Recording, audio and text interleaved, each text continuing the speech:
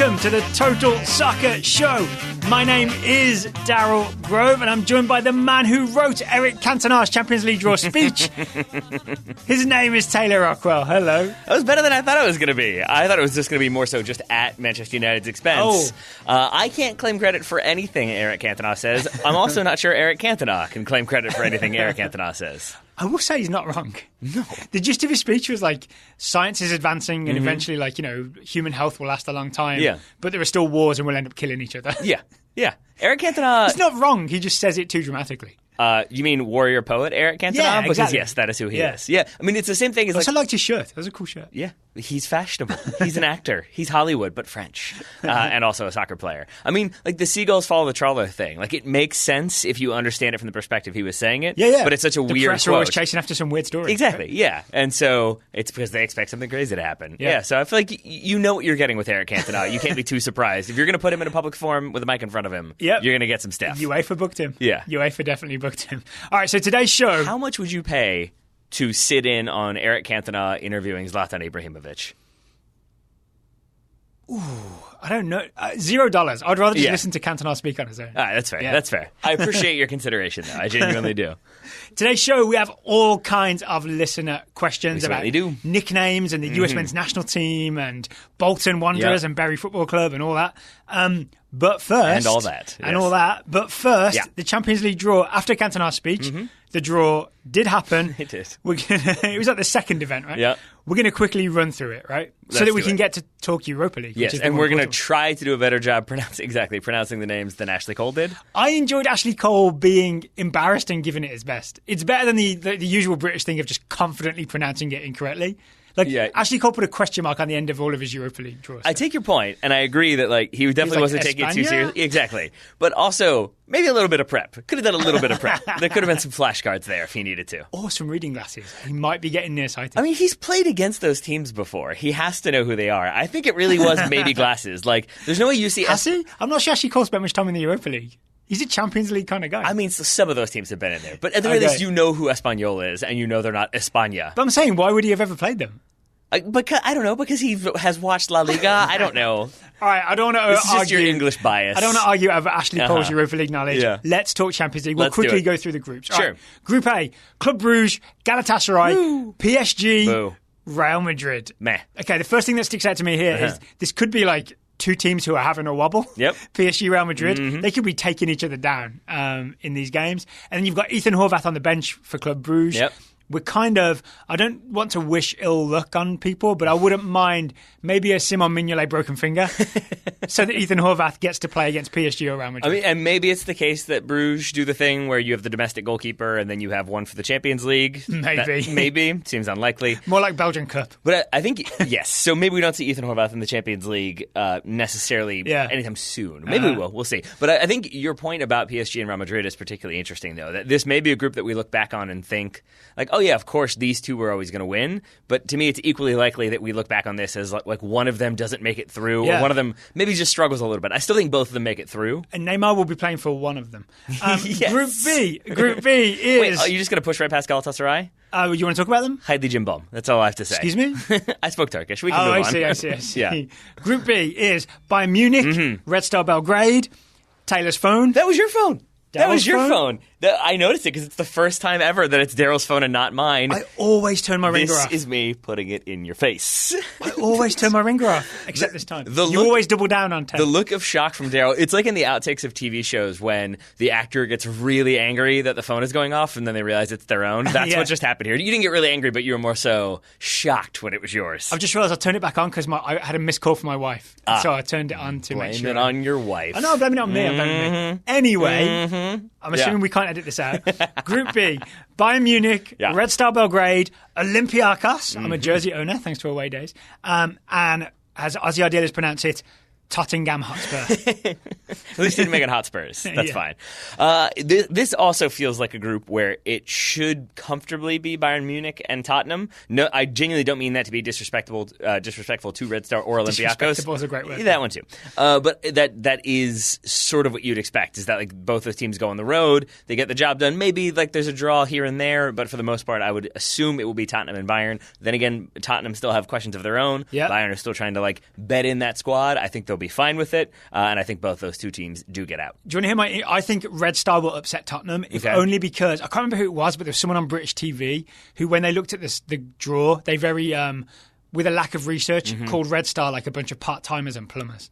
That's unfortunate. As if Red Star Belgrade players aren't fully professional Serbian players. And have won the European Cup, I believe, or at least finished runners-up to maybe Galatasaray in like 92? Played Marseille in a final. There we go. That because Chris Waddle was there. Yeah, so I'm thinking maybe there's going to be a Red Star upset over Spurs. Okay. Also, Spurs don't need to be playing the likes of Bayern Munich, given the start to the season they're in. I mean, no, they definitely don't. I guess there's no easy group stage draw, right? Well, Manchester City would like a word with you. Let's talk about them. Group C, Atalanta, Dinamo Zagreb, Manchester City, Shakhtar Donetsk. Is Man City Shakhtar now like a traditional Champions League fixture? It feels that way, yeah. yeah. If not, then at least the knockout round, right? It's either group stage or knockout round. It's like the weirdest fix that UEFA have. They're like, oh, we've got to get that Man City Shakhtar fixture. It's what the people want. There are those weird combos, right? Like, who was it that Barca got drawn with like every year? I forget. It was another big club that they kept getting matched up with every single time. There's a lot of Chelsea, Barca. Maybe that's it. I forget. But it does feel like, you do get those pairings, and then commiserations to Atalanta.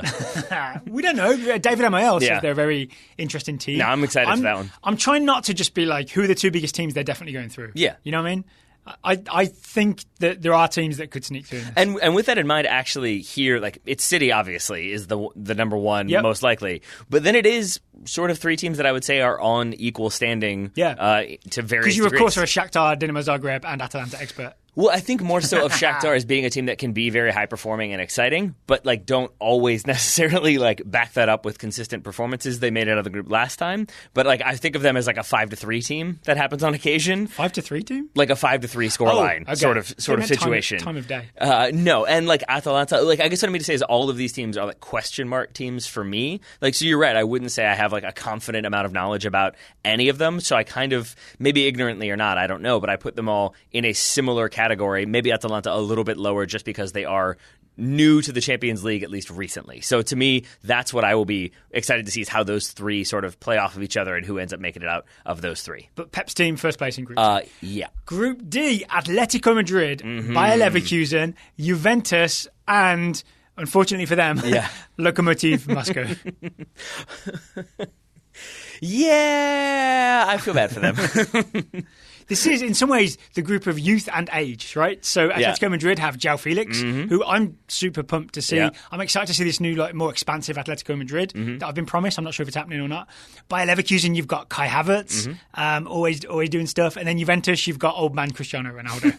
I mean, there's some youngsters in there for Juve as well. Matthias de Ligt would like a word with you. Yeah, but yes, I take your point that it is sort of the established veteran team, then the established veteran team that makes it out of the group, and then Bayer Leverkusen and Lokomotiv are also there. All right, Group E.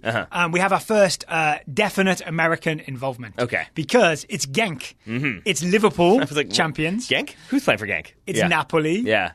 And it's Red Bull Salzburg, coached sir. by Jesse Marsch. Jesse Marsch in the Champions League. Jesse Marsch is going to be managing against Carlo Ancelotti and Jurgen Klopp in the group stage, and I am here for it. It's going to be frenetic when Salzburg play Liverpool. I'll be genuinely interested to see. I didn't really think about that. Yeah. Do Salzburg calm it down a bit because they know they can't go toe-to-toe with Klopp's Liverpool?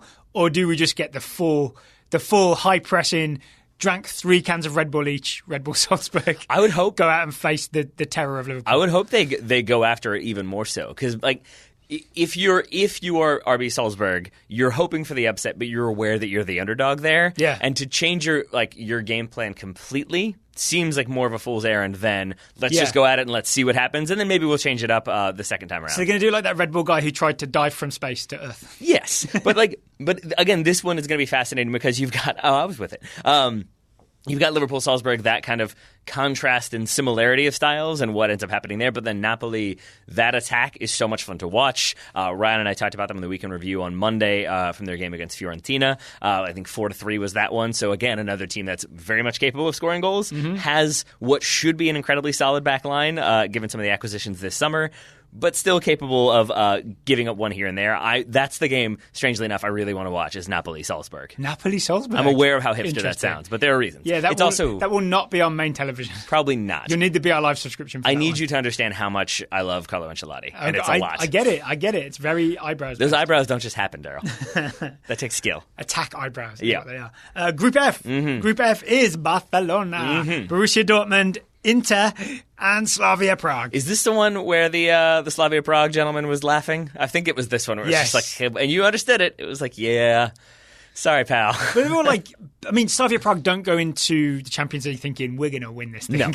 right? So I would say it's a good draw in terms of you get to play some really big, high-profile, historic opponents. Yeah, and that's about it. And you get torched by Jadon Sancho. Yeah, exactly. This is also, I believe, a good example of why Daryl doesn't believe in groups of death. Because again, no disrespect to Slavia Prague, but you've got those first three teams, and then you've got Slavia Prague, who feel like definitely the weaker of those four. Yeah. So it's tough to say that's definitely a group of death because one of those teams is significantly weaker. If we're being generous to the group of death people, I know people love to identify a group of death, and if you just think of it as one big team is going out, then maybe that is the group of death. But also Inter have been involved heavily in the Champions League for so long that you don't think of them as like, oh, they're always in the round of 16. No, it's been a while since the Mourinho days, right? It has been, exactly. And I think the Eto'o days. Yeah. Eto'o on the right wing days. Yeah. But I think like if you look at them now with like all the acquisitions they brought in and Antonio Conte being there and then Alexis Sanchez is there, make of that. But yeah, I think like it is an Inter team that you could easily think of as like, oh yeah, they make the group stage, but they haven't been that good recently. That's an Inter team that David Amayal on this show expected to be in the top three competing for the title potentially. So I think that's going to be a strong Inter team. Whereas Dortmund, I think they lost Axel Witsel today to an adductor strain. They're not sure how long he'll be out. I think it's not like long term like ACL or anything like that. So Mahmoud Dahoud is going to get some minutes in midfield. Thomas Delaney, I think, is the other one who might pick up more. Exactly. That was the tweet I saw. I was like, you came for this. You're getting Delaney. And then Barcelona, I don't know if you know them, but they're a fairly strong team. Messi un club. Messi un club. I also look forward to seeing Javier Zanetti back in action. Group G. Group G is Benfica, Lyon, RB Leipzig, and Zenit. So, assuming Tyler Adams' groin ever heals, we'll get to see Tyler Adams in the Champions League against Lyon and Benfica. We will. And Tyler Adams in the Champions League for the very first time. Also that, yes. And then I put this group... All due respect to the CONCACAF Champions League. But come on. I doubt he's considering those two equal. And then I put this group similar, like maybe a little bit higher in terms of standing than like Group C, the Atalanta, Dinamo Zagreb, Shakhtar Donetsk group, in that like Benfica, I would like to watch because they always have exciting young players coming through and they always have established like veterans. Lyon the same. I want to scout them for Wolves. The same. Fair enough. But... I think you're not the only one. I'm going to say to these players, some of you guys could be playing the Europa League next year. They certainly could be. Or maybe the Champions League. You don't know how it's going to go for Wolves. So, but I just think of those three teams as all like having exciting elements that I don't know that much about. So again, those are games that I want to watch from a standpoint of I want to know more about the kind of like second tier level of the Champions League, which I would say is, say, Lyon and Benfica, but then also with Tyler Adams and Leipzig who have started the season in strong form. Yeah.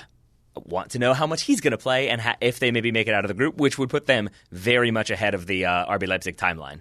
And now, the one we've all been waiting for. Group H, three Americans who all could conceivably start. I was really confused by what I was like, have we? You mean because we're about to be done talking about the Champions League? Group now I see. H, Ajax, Chelsea, Lille, and Valencia. Get it together, Valencia. Hire an American. Right.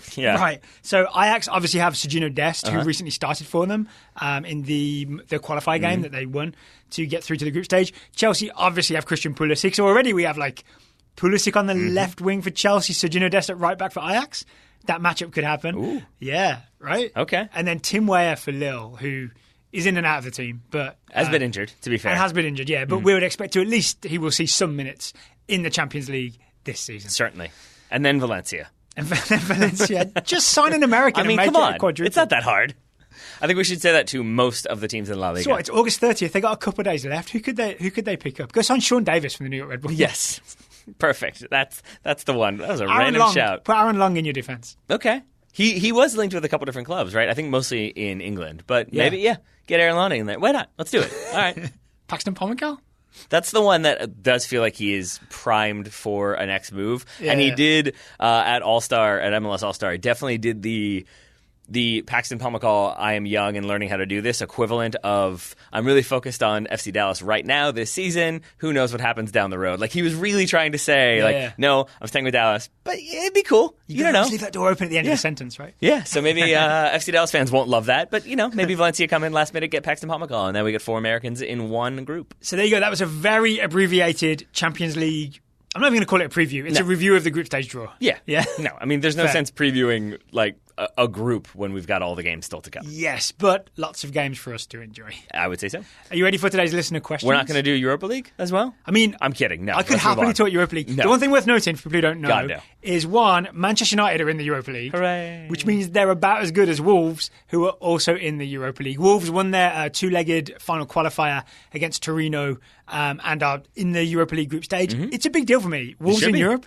Yeah. It's been a long time. It's not in my lifetime when I saw this happen. I mean, not. In fact, it's never really happened in a big way before. Yeah, that makes sense. And it's not saying it's like the same level in terms of the club status, but it reminds me of like 2011, 2012 when Stoke qualified for Europa League because they were playing Besiktas, and I remember the Stoke fans coming to Istanbul. Speaking of Besiktas, that's who Wolves got drawn against. Exactly. So I see Wolves against Tyler Boyd. And so that's why... all my dreams. That's why it registers to me, though, because I was thinking of like Stoke getting to host European games and how that probably was not a thing they ever would have expected like 10 years before. Wolves, probably the same. Maybe not 10 years, but when you all were in League One, I would assume you probably weren't expecting to be playing in Europa League in relatively short order. We were looking at trips to Gillingham. Pretty much the same. Pretty much the same. It's not the same as that Braga stadium. Istanbul, Gillingham, Braga, all the same. Yeah. Okay, anyway, Europa League. I'll be watching on Thursdays. I've marked big teams in the past being in the Europa League. Genuinely pumped that Wolverhampton Wanderers are in there. You should be. Yeah. And I will watch Wolves as well. Are you ready for today's listener questions? Uh-huh. We've got some great ones. If you want to send us questions, it's totalsoccershow.com/questions. If you subscribe at $10 a month or more, we guarantee, with maybe an asterisk on it, to answer one listener question per month. We'll try our very, very best to answer one of your questions per month at $10 a month or more. We try. All right, you ready for today's questions? I am indeed. First one on the list is from Matt Cuss. Matt Cuss wants to know, what are your favourite soccer player nicknames and what are some of the worst? I'm going to guess you've got a gigantic list over there. I've got a decent list. Okay. I don't have as many like bad ones, though. That's the only thing. I've got two that I don't like. Okay. Yeah. All right. Do you want me to start or do you want to go? I'll go since you've just thrown it to me. Right. My absolute favourite is Fitz Hall. You know Fitz Hall, former Crystal Palace defender? Uh-huh.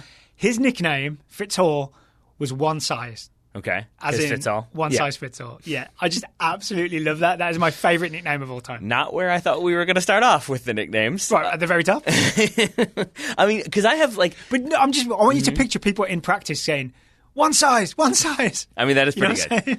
That is okay. That's decent. Yeah. That also feels like a good like Mad Max post-apocalyptic name, where like you can see how they got there, but it also doesn't sound like any sort of nickname you would have heard otherwise. Yeah, I dig that one. Okay, I'm in on one size. Okay.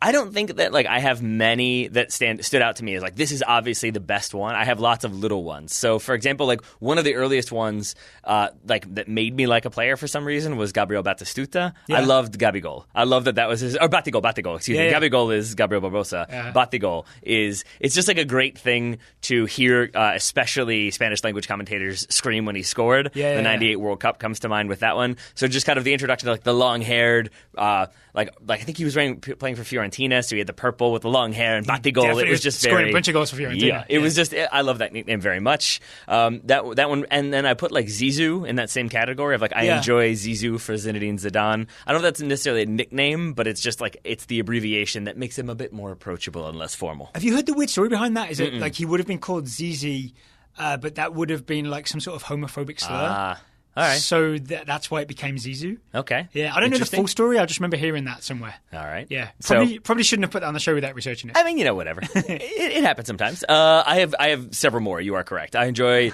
the baby-faced assassin. I mean, you can't go wrong with that one because he does still look like a baby, even though he's gray and bags under the eyes. Now he looks like a 40-something-year-old baby. He looks like a really tired baby. He looks like a tired baby who's maybe been asked to manage Manchester United and is slowly realizing the size of the task ahead of him. He's boss baby, but worked too hard. Yes. But that name fits so well because he is so baby-faced, but then at the same time was just a complete super sub, like was happy just to come on for the final 10 minutes and score 4 goals. That was his style. I got another one for you. This is way from the past. Jimmy Johnston, who used to play for Celtic, back when Celtic won the European Cup in like 67. He's one of the most famous Celtic players of all time. He was a winger who was famously would go left and right and this way and that way. They used to call him Jinky. Jinky Johnson? And so it was Jinky Johnston, which is such a perfect name because I love alliteration. It kind of sounds like his original name, and it actually describes what he does, right? All right. It's not just like adding a Y to the end of his name like Giggsy. It's Jinky Johnston because he was Jinky. Why do your people insist on having so many slang terms that just sound racist to me? You think Jinky sounds a racist? little bit. It does. It's up there with racist against wingers. I don't know. There are words in there. I always mean to actually write them down. I had like a list of words in my head that like sound racist but aren't, but I don't feel comfortable saying. Koozie being one of them. No one ever needs to offer me one of those things. Hey, tell him, maybe it's just the way you say it. It's what's in your heart. Exactly. I can happily say Jinky Johnson and not feel bad about it. And I do, it is true, do not like insulated beverages. That is a policy of mine.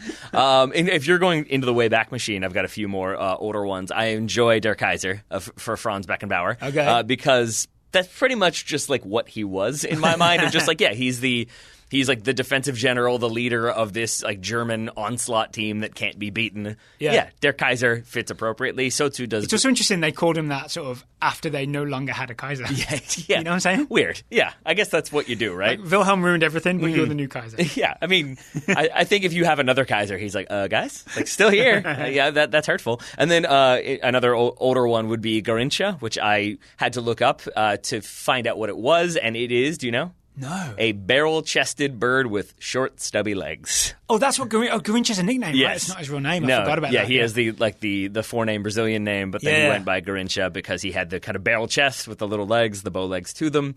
So I do enjoy like it's whatever the nickname reflects the kind of physical look of the player. I dig that one as well. All right, you ready for some we don't like? Sure. Okay. I mean, I still have more good ones. Do you want to share a couple? I'll go real fast through some of them. I think the special one is a pretty iconic nickname in terms of like nicknames that have lasted for some time and will continue to. Self-nicknamed as well. Right? He said, "I am a special one," and they all started calling him the special one. And I don't know if Baby Horse for Alex Morgan came from Alex Morgan or from her teammates, but I enjoy Alex Morgan, the Baby Horse. Is it because she was young and fast, basically? And kind of runs like a horse. Yes, she's got like the gallop to her. I think the long legs probably. And then my favorite one of all time, Augustine Azuka Okocha. JJ Okocha. Oh, JJ, which comes from... Are you calling JJ a nickname? I think so, because his name is Augustine Azuka, and he goes by JJ. I think that's probably a nickname, and it comes from his eldest brother, James.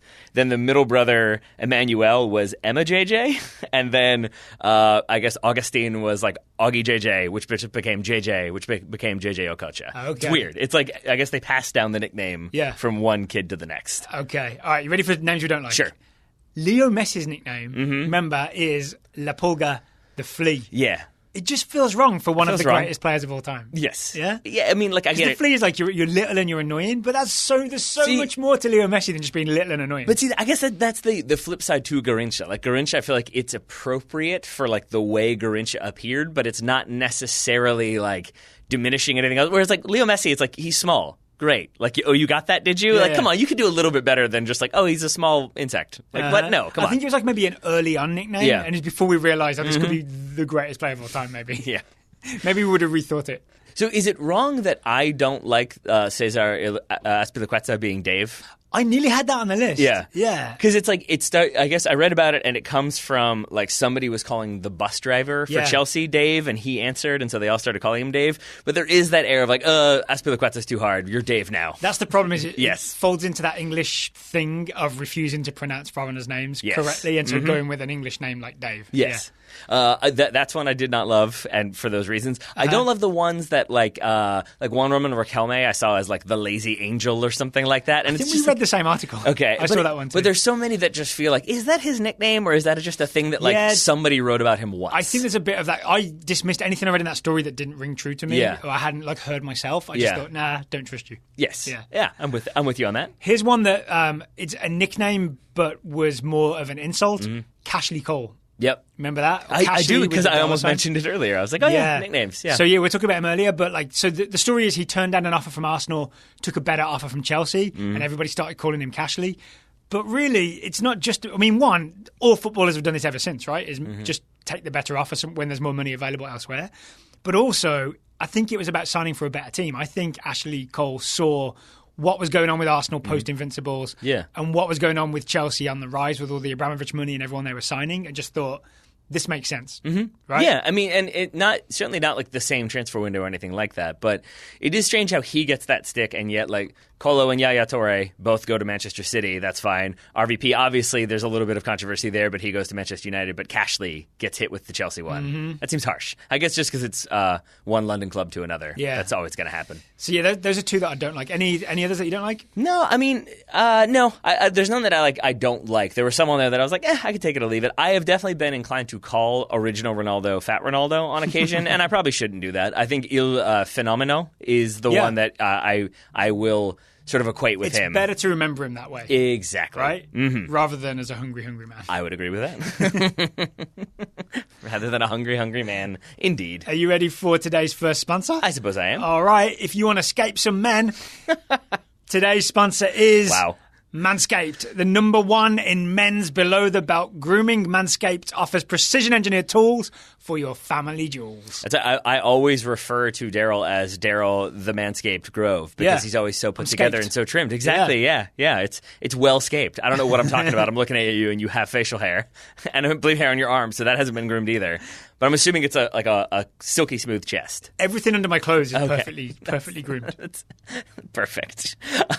Well, if it's the external stuff that I let go wild. Perfect. If you are not perfectly groomed, then Manscaped can have you covered because, for example, they've redesigned the electric trimmer. Their Lawnmower 2.0 has proprietary skin-safe technology, so it will not nick or snag. So using it on your bathing suit area, I like just coming up with different horrible ways of explaining that one. You basically don't have to worry about all the things you would normally have to worry about when it comes to grooming downstairs. Yeah, so the parts that you hide with a towel, yep,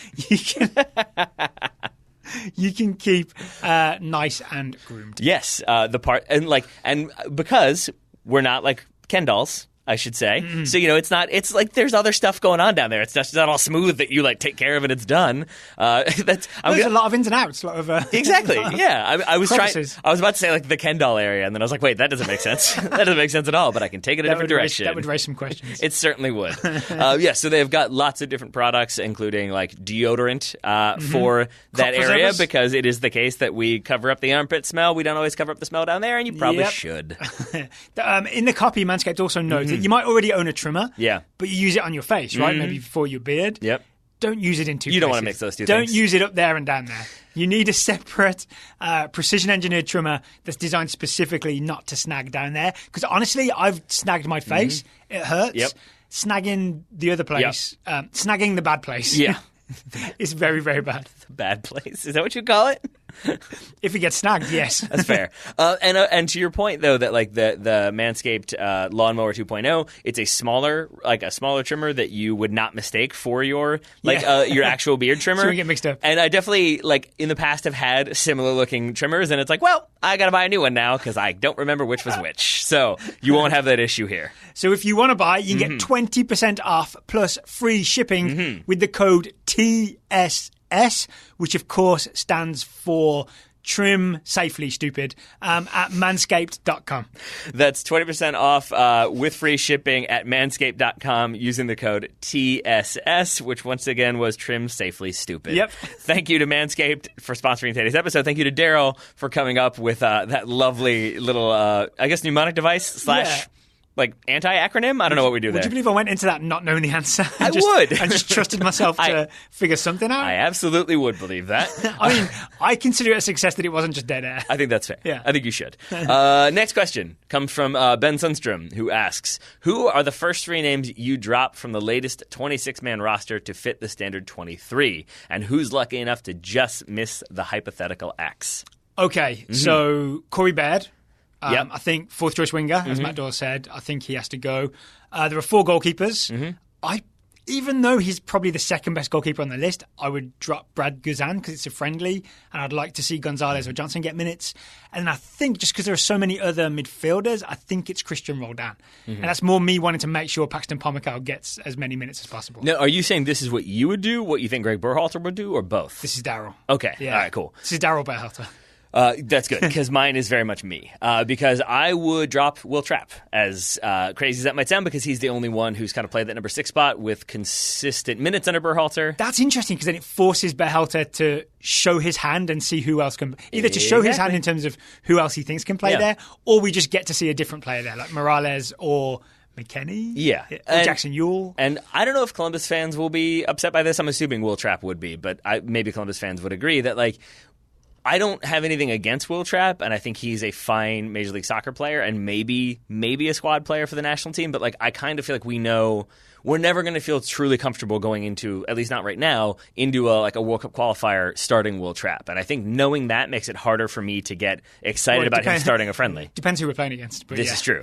But, like, you know what I mean? That, like, it sort of is that, like, okay, like, I know Will Trapp can do that, but, like, seeing him start against Mexico, I'm like, yeah, like, I know what he's going to do, and I'd rather see somebody else try and see what they do. We know the ceiling and we know the floor. Exactly. Yeah. That's more succinct. Yeah. So I had Will Trapp, I had Christian Roldan, and then because I like him, but I think he'd decimating that midfield. I am, but it's because in my, like, generic system that I'm not Gregg Berhalter, who actually has a system and coaching experience. Yeah. Like, I think he knows how to use Christian Roldan effectively, or at least he, like, wants Christian Roldan in there to be a squad player. Yeah. For me, he doesn't fit my generic unnamed system. So that has no shape. Table. Yes. And then I want to drop Dan Levitz. Again, no disrespect, but it's going to be Tim Ream. But there were no other left backs. That's why I want it, because it's going to be Tim Ream starting at left back, we would assume, at least against Mexico. But then it's the same thing as Will Trapp for me a little bit. It's like, okay, so now the reserve left back is going to come in and do the role that we know he can do, and we've seen him do before. Why not put Sergino Dest in there? Why not see what Aaron Long can do as a left back who maybe attacks? Like, again, I think there should be some level of experimentation there, and that's what I'm okay with. You're going like Logan Roy style here, where you're just like sowing chaos to see what happens, right? I mean, like you're removing the only number 6 to make someone else do it. I mean, some might call it the conflict theory of management, but yeah, sure. You might as well just promote Greg. I mean, that is who should be running that company. Let's be real. That would be an interesting show. It'd be terrific. By the way, people, if you haven't seen Succession, it's really good. It is really good. It's probably the best show on television right now. Cousin Greg is up there in terms of characters. Cousin Greg. Yeah. I'm tempted to start calling Berhalter Cousin Greg. That's a good one. In terms of players who just missed the cut, Jesse Zardes, or just made the cut, I should say. Yeah. Jesse Zardes is on there, but I think I would also be okay with, like, you and I talked about Jordan Morris playing more centrally and seeing if maybe he could do that job. I want to see a little bit of experimentation in there, but I think given that the only other option... See anyway, right? Yeah. And I think the only other option is Josh Sargent. It sort of feels to me like you have to have a reserve striker in there just in case. Also, I do see the logic in... So Charlie Bone was on the show the other day, right? And he was talking about how managers have their favourites. There is value to Jesse Zardes knowing the Gregg Berhalter system, so that when he's like running drills and can show the spacing of where the striker is supposed to go, Josh Sargent can see a guy who's worked with Berhalter do what's supposed to be done and then can replicate it. Exactly. Right? Yes. So there is that element to it. He can pass on some institutional Berhalterian knowledge. Right. And I think that's why it's just different. Can't finish. He can sort of finish on occasion. But, like, that's why it's different for me than, say, like Will Trapp or Daniel Levitz, where it's sort of like you could make that same argument of, like, well, why not keep somebody in there who has the Berhalter experience and then they can help other people. But other midfielders and defenders have that knowledge, right? Exactly. Yeah. And I also think that, like, with Josh Sargent, he is a new enough entity that, like, him starting is not the same for me as Tim Ream starting, where it's like, you know what Tim Ream's going to do, he's already done it. Josh Sargent probably does need a little bit of somebody behind him to say, like, hey, here's what you need. Yep. And I think Will Trapp, like, with that in mind, Will Trapp would be different for me if I didn't think he was going to be the starter for the first game, which I do. And so it's like, you're cutting him because he's so important. Yeah. Logan Roy theory. He's so important, but also I question his ability to perform at the top level, which Logan Roy also does. There we go. Yeah. And now suddenly it's a Succession podcast. So Will Trapp is Ken, right? Yes, he is in this situation. Okay. Spoilers for Succession? Yeah, it's fine enough. From last season. You ready for the next question? I am. Stop thinking about Succession. Focus on the next question. What was the... nope, too late. What was the ill-fated... it was going to be Confederacy. That's what it's going to be called. The D&D, Game of Thrones guys. I thought for a second... I don't know if it's still happening or not. I don't know if it is, but for a second I thought that was going to be called Secession. And I was like, HBO can't do that. They can't have Secession and Succession. And they really shouldn't have Secession to begin with. So we can move on. We're against Secession. Yes. All right. We certainly are. Next question comes from Brian McIntyre. Are you ready for this? Oh, boy. Deep breath. Could you explain what the process was that led to Bolton Wanderers and Bury FC, which led them to the brink of expulsion from the EFL, the English Football League, and almost forced dissolution? Would a salary cap have helped? Before we answer this, many people ask a similar question, so I also want to just shout out Tyler Thornburg, Travis Mitchell, Adam Ulrich, Hunt Smith, Cody Santangelo, Will Hersin, and Brandon Packin all asked roughly the same question. So I want to make sure everybody gets their question answered. It's kind of the same story for both. I mean, different specifics, but the general story is a person who probably shouldn't have bought a football club or a group who shouldn't have bought a football club because they probably didn't have the money to run said football club, were allowed to purchase it, could not run it properly, and in the end, both of them entered administration. One of them was able to find a buyer, one of them was not. So, for those who don't know, Bolton were able to find a buyer, Football Ventures, I believe they were called. Bury were not, and as a result were expelled from the Football League. Bury are gone. Bury are out of the Football League. Bolton are still part of the Football League because they were able to find a buyer and keep paying their debts, essentially. And the Bury one I want to focus on for a moment because that's one, like maybe there are some people who don't know this story or aren't as familiar with it or saw the headline. Yeah. But like Bury, despite being not like the biggest club, they're north of Manchester, so I think they're definitely in kind of the shadow of the two Manchester clubs.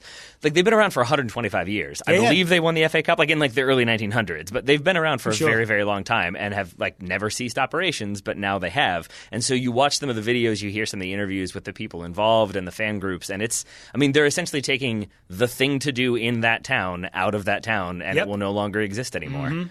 And it's all because basically poor ownership and poor oversight, I would say, from the EFL. Is it too much to say not just poor ownership as in incompetent, but deliberately poor ownership as in like I'm going to make some money for myself and I don't care if this club goes under? I ask you because I know we haven't deliberately done it this way, but you've done a lot of Bury research and you've done some Bolton research. I have worked less hard than you and just done the Bolton research. I mean, to answer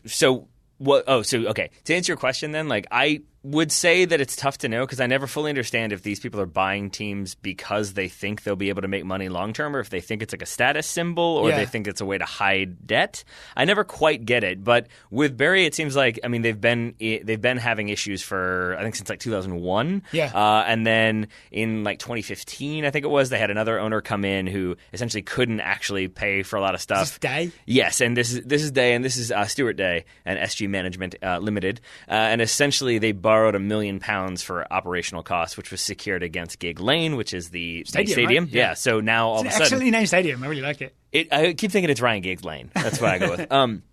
But the idea then is like if you default, you lose the control of that stadium, and in order to cover that £1 million, he basically took out additional loans that I think in the end were 138% annual interest. So that $1 million loan, you end up owing $2.3 million. Credit card, you get a better rate. And this is like he'd already taken loans from other lenders, cash for assets being one of them in large amounts. Right. And the thing about administration, because that's the name of a company that he took money from. It sure is. It's a warning sign right there. That should be a huge flashing red light. That's like the name of a pawn shop. Yeah, but I think it also is indicative of because I didn't really know what administration meant. Oh, yeah. Like, this is the thing a lot of people wanted to know about. So I'm sure we'll get into that at some point on this episode. I can explain it right now just because basically the idea is that if you can't pay your debts or you can't take out any more loans to cover the debts, then basically a team of administrators will come in to try to like sort you out financially. Essentially accountants, right? Accountants run the team. What I read is that accountants run the team in every aspect except picking the first team. Right, exactly. But I bring that up here to say that I think if you look at the pattern of borrowing from Stuart Day, it is increasingly less like scrupulous and less banks and more cashforstuff.com or whatever. And I think that shows just desperation. Where he was able to start taking out loans shows you that kind of quick slide towards administration. But then he's a different owner, Bury right? were bought by Steve Dale for £1. Dale? Yes. Okay. £1 was that transaction because I think there was because so then you're taking debt. All the debt, exactly. Right? So you're actually buying it for negative whatever the debt is. Yes. Plus £1. But basically the concern with Steve Dale is that his history is stripping companies for their assets. So suddenly this guy's buying a long-standing club and you don't really know why, and he doesn't have a history of like running clubs successfully. He has a history of kind of tearing them down, and that's sort of what happens here. Is basically not a lot of money comes in, you start having protests. Despite Bury getting promoted, they still are having player protests. They want the owner out, and it didn't end up happening. He was looking for buyers. It kept falling through. I think because there's so much debt owed in so many different places, and I think Steve Dale wants everything paid off before he would sell. Yeah. And also is, if you want to understand who he is, the quote that I saw that really stood out to me was, I never went to Bury, so for me to be able to walk away from Bury... I never went to Bury? And wait for this one. For me to be able to walk away from Bury and never go back is a very easy thing to do. Wow. Yeah, so that's who you're looking at when it comes to owning this team. It's not a person who's been there forever and has fought and tried as hard as they could to keep the club alive. It's a person who, I think you're absolutely right, in this case, saw an asset and probably an asset that could be stripped down. So here's what I read. I didn't do much research on this, but I think I saw a Twitter thread by someone I trusted that essentially said when he took over, he set up 2 separate new companies and transferred what I believe were called like the fixed assets or solid assets to these other companies. Things like trophies. So maybe that FA Cup, if they've got a replica FA Cup that they won, that's worth a certain amount of money, right? That could be worth £10,000. Yeah. So when you like owe debts, that's a thing would have to be forced to be sold off. But if you move that to a separate company, then you've just got now a company that has suddenly £10,000 in assets. Yep. Yeah. So you can move them around, but also then you're stripping the other... That's asset stripping, right? Yeah, you move it to a separate company so that when the whole thing collapses, you've still got the valuable things left over. Exactly. Yeah. But the thing that used to exist, which was Bury, now no longer has those assets, so then they don't have things to guarantee against or to help them get out of financial difficulties. And I should add that May, the former owner, also had a lot of practices. Before Day? Yes. Did you go May, Day, Dale?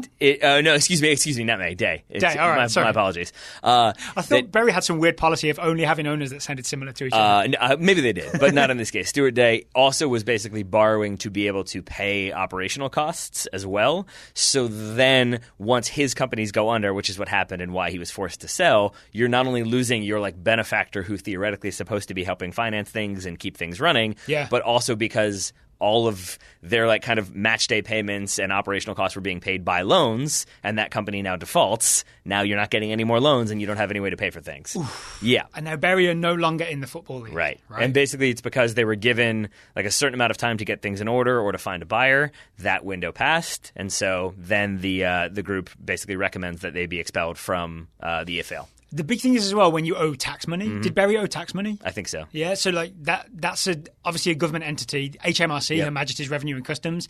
They have a lot of power in terms of demanding that this debt gets paid now because it's owed to the government. Right. Yeah. So they can really force the issue. Yes. Yeah.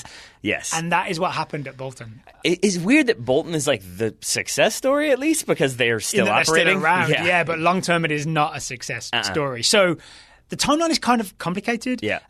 So Bolton were relegated from the Premier League in 2012, right? After the glory of the relative glory of the Sam Allardyce days, where they're like 5th in the Premier League. They're relegated in 2012. They get into some trouble because their owner, Eddie Davis, or majority shareholder, has essentially been lending the club money and keeping things going that way. He wasn't popular with fans, but he did a really good thing where he wrote off the debt so that it could be sold to new owners. This is what I read, that in 2016, a new ownership group came in. It was a consortium, which essentially means lots of different businessmen, right? Fronted by Dean Holdsworth, who our listeners might not know, but Dean Holdsworth was a famous Bolton player in the Sam Allardyce glory days. Striker, right? Striker or centre-back. He's one of those guys who could play a bit of both, and everyone was really excited about him, right? So Dean Holdsworth was like the front man, and then he became an executive at the club, backed by a consortium of other businessmen. He got into some arguments with the other businessmen, resigned, sold his shares to Ken Anderson. That is Bolton fans may know more about this than just the rudimentary reading I've done, but that seems to be the big problem, is that Dean Holdsworth, who is this club legend, kind of let his shares go to someone who absolutely did not have the club's best interests at heart. No. Ken Anderson is like the Steve Daly. No? What was the guy's name? Dale. Oh, yes. Sorry. He's the Dale of Bolton. Yes. Yeah. So Ken Anderson had a history of starting companies, not paying debts to anyone, including Her Majesty's Revenue and Customs, so not paying tax, not paying contractors, not paying various people that he owed money to, then letting those companies go bankrupt, right? Very Donald Trump, right? There's famous stories of Trump doing this at Mar-a-Lago where contractors would do a job and they'd be like, I'm just not going to pay you. 8. Right? He had 8 companies go bankrupt. Not Trump. No. I mean, Trump probably had more. But no, Ken Anderson, 8 companies go bankrupt. What happens in England is if you do that, you get banned for a certain amount of time from being a director of a company. You are not allowed to run a business, right? He took over Bolton just as that ban expired. Yeah, 8 years, I think, banned in, 2005? So, 2013, he's able to take over director role. Yay. And it all goes horrifically. So August 2017 is when Holdsworth sells his shares, sells his shares to Anderson. Anderson's in charge, doesn't pay tax, doesn't pay the players, doesn't get involved, and does essentially loads and loads and loads of shady things like this. I've got a great example of what happened. Sure. So Bolton took a player on loan last season from Forest Green. His name was Christian I heard about Deutsch. this, Did you read this? So Christian Deutsch, but then you're supposed to pay his wages while he's on loan. They just didn't pay his wages, right? So there's a great quote from Forest Green chairman David Vince, because he's dealing on a chairman-to-chairman basis with Ken Anderson. And here's what David Vince said after they recalled Christian Deutsch from his loan because he wasn't getting paid any wages. The owner there is not worried about being sued or being bankrupted. He's been there and done it, and he laughed off the idea of being sued for not paying Deutsch's wages. And here's why. He told me he's a secured creditor, so he's safe whatever happens. We're not, we being Forest Green, he tells me, so we'll get 10 pence on the pound, which is what happens in administration, right? There's a debt, the debt is worth £70, but like only 10% of it gets paid. So we'll get 10 pence on the pound. So he's very cocky and clearly been around the block on this one. Very poor, just very poor. Yeah. And then the players and staff become very poor as a result. Yeah, there's lots of staff didn't get paid, players didn't get paid. They organize food banks in Bolton to be able to pay club staff because they haven't been paid. Right, yeah. And a lot of these people are not earning a great deal of money. Suddenly your wages are not getting there, but you love the club, so you're still turning up to work for Bolton, but you're not getting your salary. You need a food bank to put food on the table for your family. Yes, and I want to jump in there to like the second part of that question, because I think we can talk about salary cap and other maybe possibilities that would have helped here, but I feel like some of those questions come about because the way this is reported is like Bury face administration and possible like non-existence.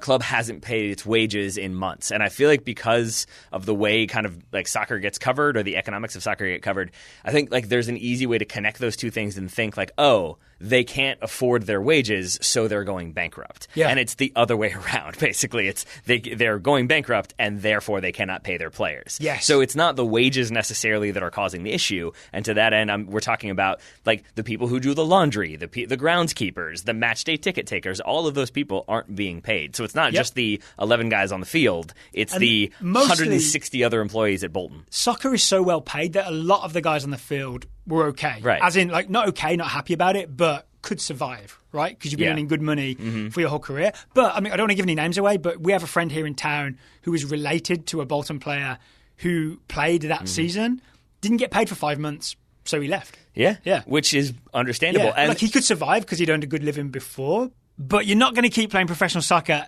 if you're not getting paid. No, right? You're certainly not. You also have the right to leave. Did you know that? You can sort of give 12 days notice if you haven't been paid for a certain amount of time and just say, I am leaving this football team. Which, knowing our friend Mr. Anderson, was probably playing on the... Mr. Anderson. Yeah, which is probably how he deserves it that way, yeah. But like, it feels like he's probably playing on the goodwill of the players, as in like they know that if they walk away, it looks like they're being selfish and money grubbing and they're not living up to the fans and they're leaving people behind, and so they're not going to do that. But again, they're the ones who suffer, not the owner. And eventually a bunch of Bolton players leave, and that's why this season Bolton, they were relegated, right? So they're playing in League One.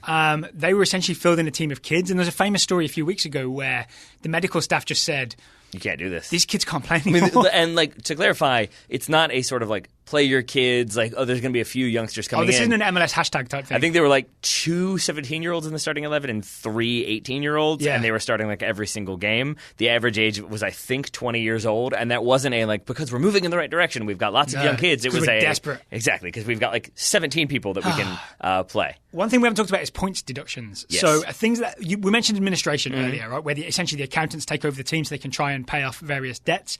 When that happens, it's a Football League rule that you get a points deduction. Right. So that's why Bolton Wanderers right now, well, they started the season with negative 12 points. Right now, a few games in, they have negative 11 points.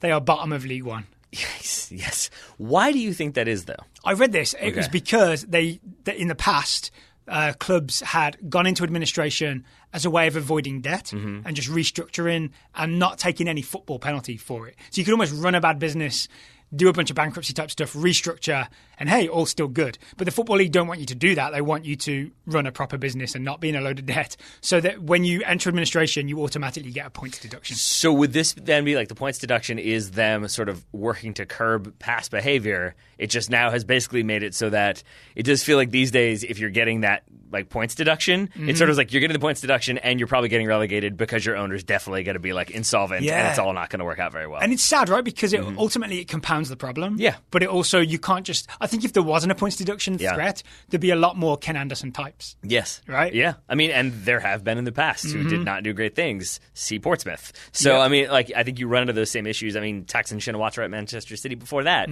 which comes into the fit and proper persons test. Yes. Which is laughable, I guess. Kind of. It's not as good as it sounds, right? So the Football League, the Premier League has a separate fit and proper persons test. The Football League has a fit and proper persons test, which is essentially meant to prevent bad actors like owning football teams and essentially running them into the ground. Right. And the thing there is that, like, you might think it's bad actors, like, financially, but it's more so, like, a lot of different areas. Like, you can't have a vested interest or an ownership interest in two clubs in the EFL at the same time. Like, that's not, like, a thing that they protect against. But it's not necessarily to weed out people coming in who are going to have bad business practices or strip down the club for its assets. Then you're just looking at kind of generic, like, have you been convicted of a crime? Yeah. Which somehow then Ken Anderson's still allowed to operate, even though he, like, isn't allowed to be an executive for 8 years. Because after a while he was still allowed, so he's back up. So it's essentially just a checklist, right? I think my guess, based on what you told me and what you've read, is that it's kind of just like a credit check. Yeah. It's not like a panel sits around and is like,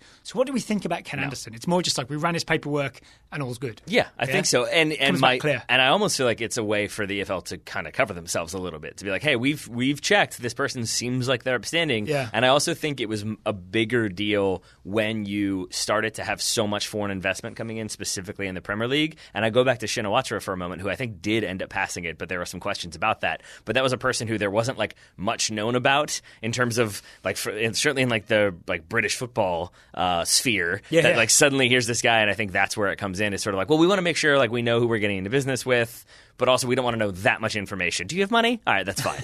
It's essentially show me Do the you money. have the appearance of money? Honestly, that's fine it is. too. It is like a credit check. Show me the money. Oh, okay. All right, you're in business. But see, that's the frustrating thing. Is like it's not even show me the money. It's like tell me that you have the money, because that's the thing with both Bury and with Bolton.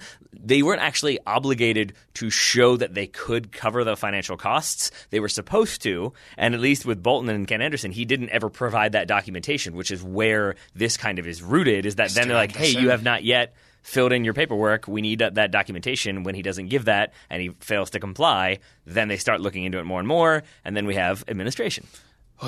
So, to the second part of Brian's question, would a salary cap have helped? And I think the answer is no, based on what you said earlier. Yeah. It's not about like the salary was so much that we couldn't afford to run the club. It's more like we ran the club into the ground and now we can't pay the salaries. Right. Yeah. Yeah, and with the unpaid tax is the big thing to me as well, because I don't know if people know this, but there's a thing called value-added tax, which is like like here, if you go to, I learned this the first time I was in the United States. The day I landed, my glasses were broken, and I went to CVS and I got an eyeglass repair kit. You know, the thing with the little tiny screwdriver in it. The thing was 99 cents, so I took $1 to the register, and they were like, "It's $1.10." I was like, "Excuse me." It says 99 cents. So it's my first time in the US, so I didn't understand the system. But the system here is they add tax at the register, sales right? Tax, yeah. Sales tax, yeah. There's a sales tax in England, but it's included in the price. So when you buy something, it's already factored in. But then the business is supposed to siphon off the correct percentage and send it to the government.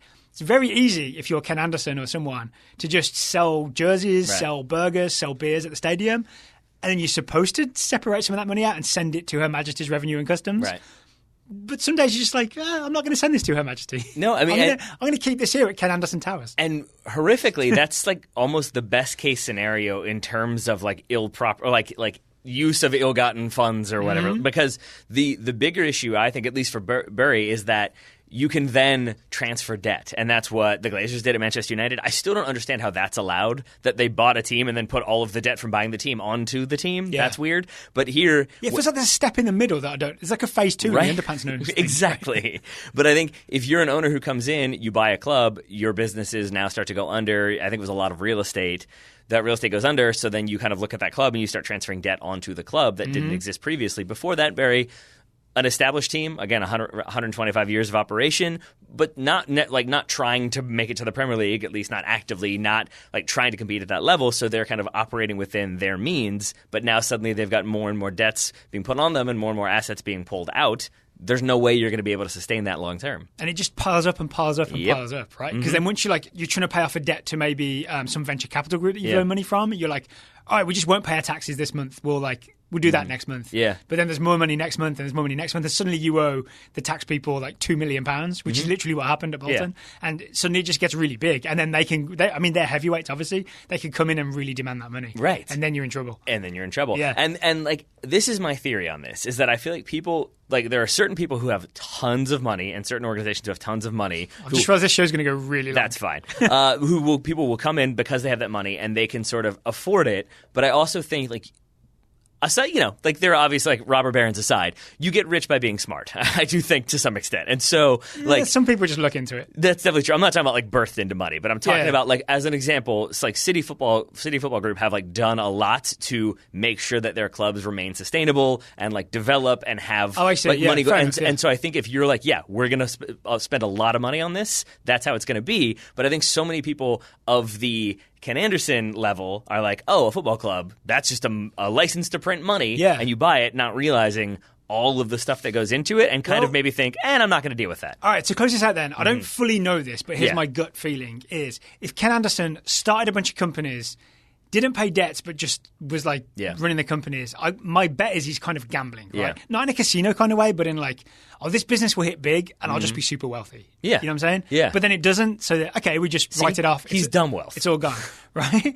But then with a football club, it's kind of the same thing. You can be like, all right, I'll leverage a bunch of stuff. If we somehow make it to the Premier League, which isn't an unrealistic aim with Bolton Wanderers, right? Big team. It rains TV money. Yep. Right? It absolutely rains TV money. Then you can be genuinely wealthy. Then you can sell a Premier League team to someone, make an absolute fortune. So it's essentially a gamble that he took, right? Mm-hmm. But the gamble didn't pay off, so then we just get rid of it or go into administration or whatever. Yeah. And as the Forest Green chairman said, doesn't matter to Ken Anderson. It's no skin off him at all. And that's the problem. When you let a sociopath own your team who doesn't care about the thousands of people who are dependent on that team for any number of reasons, then things go south. I should add, I'm fully aware that there are rich people who are stupid. I just mean more so people who like John Henry. I've met some of them. True. But like John Henry, who owns Liverpool, owns the Boston Red Sox, that is a person who is going to do their due diligence when they come in, and they're not just willy-nilly buying a club. Because that's how I used to think, that like, if you're a billionaire, you just buy a team and then they're yours forever. And like, that's Roman Abramovich. That's not how you become a billionaire. But exactly, that's not how you become a billionaire. Exactly, well said. All right, so all this is stressing me out. Yeah. So I think I need to turn to today's sponsor, Feals. Because Feals, Feals, is a better way to feel better. Mm-hmm. It is premium CBD. It is, unlike what Ken Anderson did with his companies, fully legal in all 50 states. This is true. It has been proven to greatly reduce anxiety, pain, and sleeplessness, which is not a thing that Ken Anderson has done. So once again, CBD now 2-0 over Ken Anderson at this point. I think we can probably keep that scoring going. Because it is worth noting, though, that like similar to owning a team in the English Football League, CBD can be complicated. The world of CBD can be difficult. At Feals, they make it the process as simple as possible so you can start feeling better sooner. They've made the buying of CBD very simple and very straightforward. Unlike Ken Anderson, Feals offers real human support. So if you're new to this whole thing, you're not sure what CBD is or how to use it, they have a free CBD hotline and text message support service. So they can guide you through your personal experience. They'll tell you sort of the best way for you to take it, the best sort of version of it to use, all that kind of stuff. That's right. So they work naturally to help you feel better. No high, no hangover, no addiction, anything like that. And you can be guaranteed that the product is going to arrive at your door. Unlike anything that you're buying from Ken Anderson, you have no guarantee that it's actually a real thing or that he's ever going to send it or like remunerate you in any way. So if you want to become a member of Feals, you can go to feals.com/TSS and you'll get 50% off your first order and you'll get free shipping. That's feals.com/TSS to become a member and get 50% automatically taken off your first order and free shipping. One more time, that's feels.com/TSS. Thank you very much to Feels for sponsoring today's episode of the Total Soccer Show. Dale Grove, more listener questions. Up next, we've got Brent Beam, who asks, what is the soccer equivalent of a player retiring early like Andrew Luck did this weekend? So I didn't fully follow the story because I'm not an NFL fan. I understand Andrew Luck is a quarterback who is 30-ish? 29. Is not like permanently injured. Like he could play, right? He's not like ruined, but he's suffered a lot of injuries and he's already got a lot of money in the bank. Right. So he just decided, no more of this. Yeah. I want to live the rest of my life comfortably. Yeah. Mm-hmm. Which, is that a fair description of what happened? Yeah, absolutely. And like I think it was the series of injuries that you pointed to, and then I think also the one that maybe is where people started to like turn against him, which I think was stupid, but was that he was like, and I'm just not, I don't have the heart for it. Like I don't want to put in the work that's going to be required to be able to play, but also put in the work that's probably going to be required to play through pain. Yeah. And I think he was just like, I've done enough of that. I'm ready to be done. And I think more power to him because it's been proven that a long career in the NFL does not necessarily correlate with a long life. There we go. Yeah. So based on what I knew about this, I deliberately didn't choose players who retired through actual injury. Like I literally can't keep going. Okay. So Marco van Basten was an example.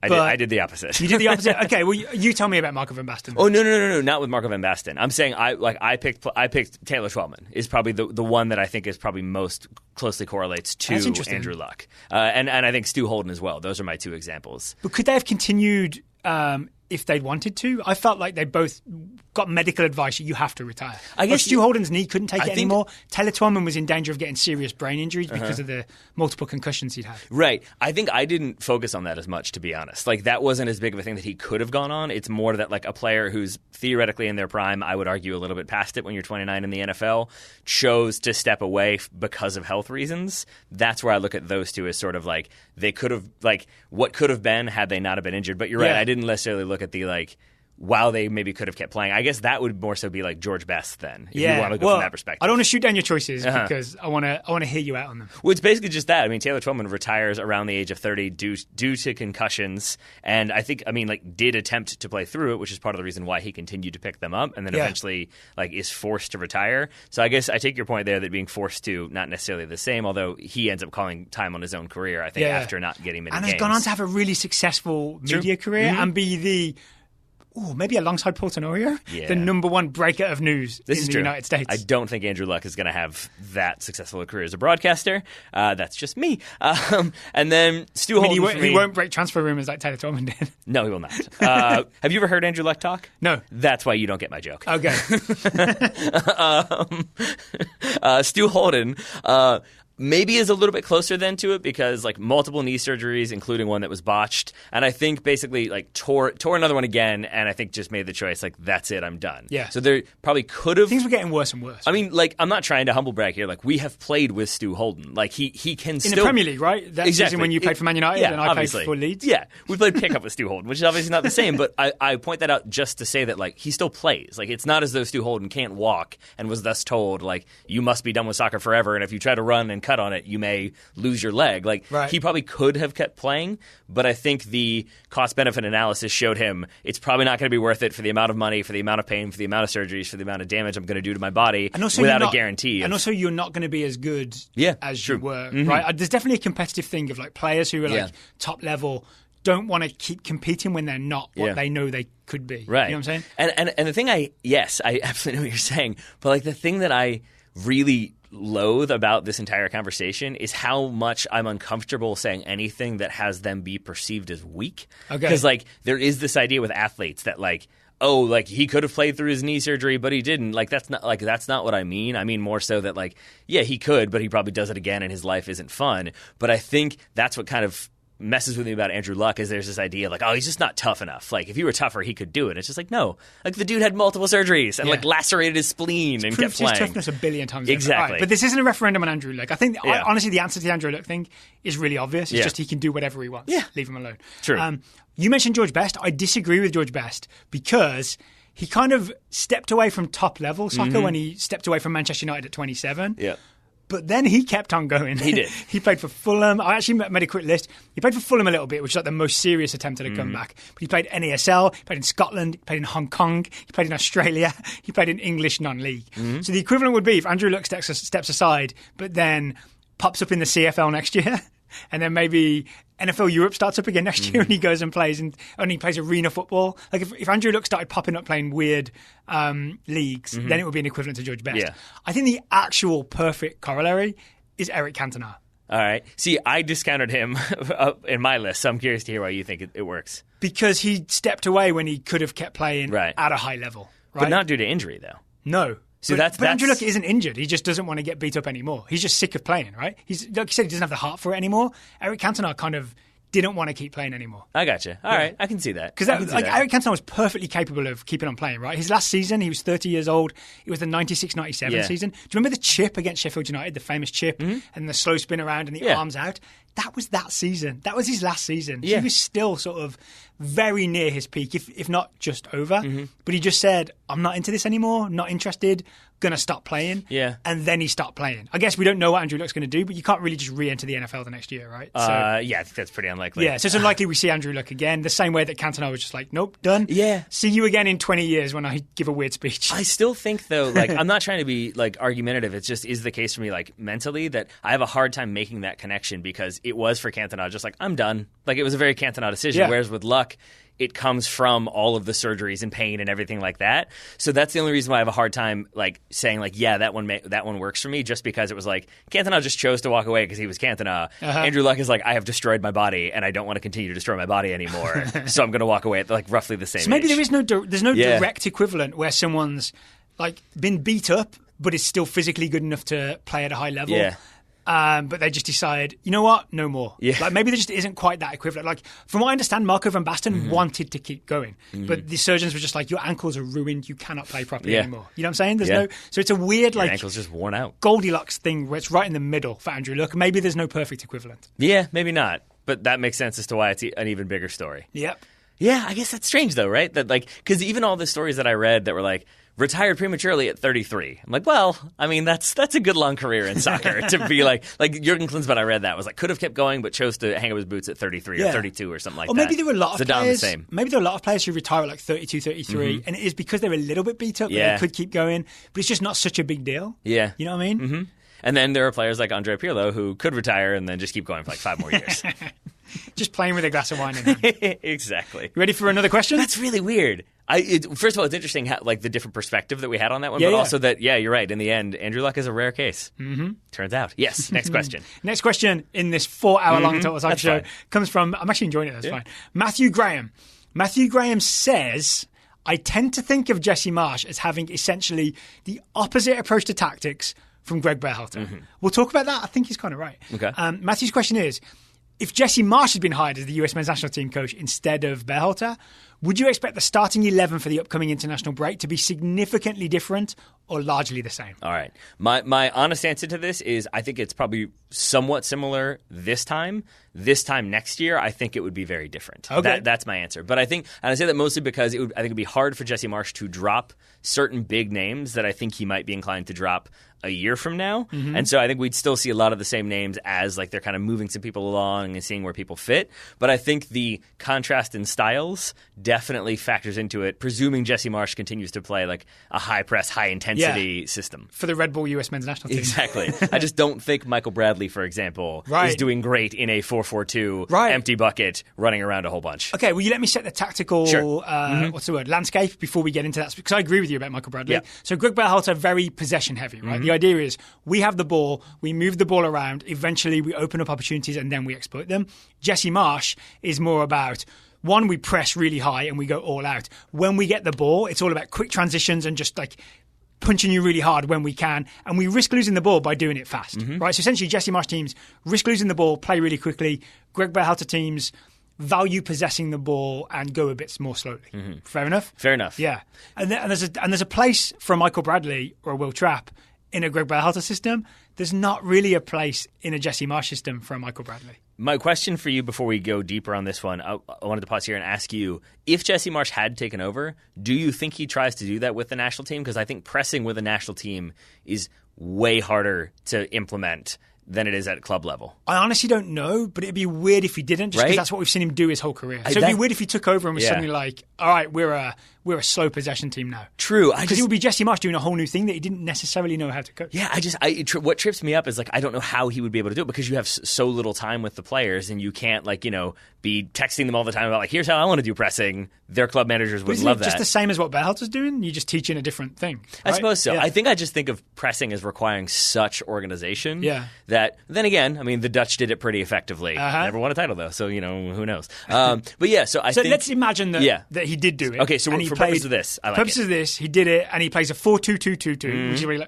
that's one too many, right? That's fine. I do that all the time. A 4 and 3-2s, which is essentially what he does, right? Yeah. And then he picks his US men's national team. The big difference is he'd be playing two strikers. Yep. Right? The 4-2-2-2 has two strikers. So in this camp, at least, you couldn't just call up Jesse Zardes and Josh Sargent because you would need at least one spare striker. You would need maybe four strikers on the roster to form that front two. When you say 4-2-2-2, 2-2-2-2-2-2, are you thinking of two of those being wider, or do you think of them as vertical? Okay, I just wanted to make sure. The second pair of two are they're sort of wingers, but they also end up playing more central. It's a very weird formation. Where do you think Pulisic fits in there? Because I had him as one of those front two, and that was the thing that threw me. He'd be one of the two wingers, I think. Oh, one of the two wingers. Okay, cool. That makes more sense. Now I can see it. But then the central midfielders would definitely be, say, Weston McKennie. And obviously, if he was fit, it would be Tyler Adams. Yep. It would be a McKennie-Adams system as the two central midfielders. Absolutely no doubt in my mind. I would agree with that. But Adams would still be injured right now, right? Right. So I guess to go back to this question, then, do you think it would be that different? Are there players that you think definitely would not be on there? Like, do you think Will Trapp gets called in, or do you think that is a Gregg Berhalter selection? I think that. So I'm not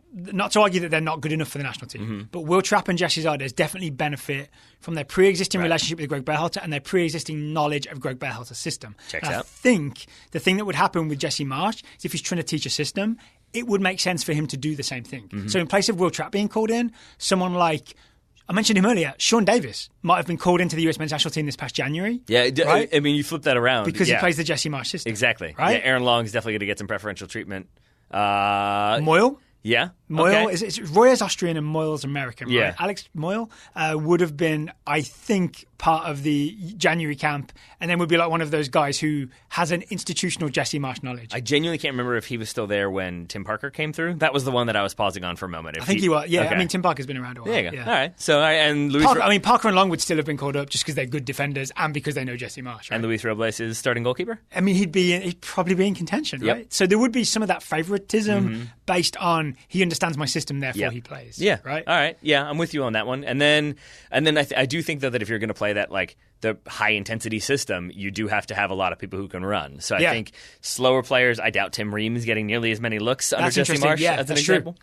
Yeah. All right. So maybe a little different. We wouldn't have the left-back who plays left centre-back, right? It would be all, like, left-backs who can run up and down. You need like an American Kamar Lawrence, which is what you would need.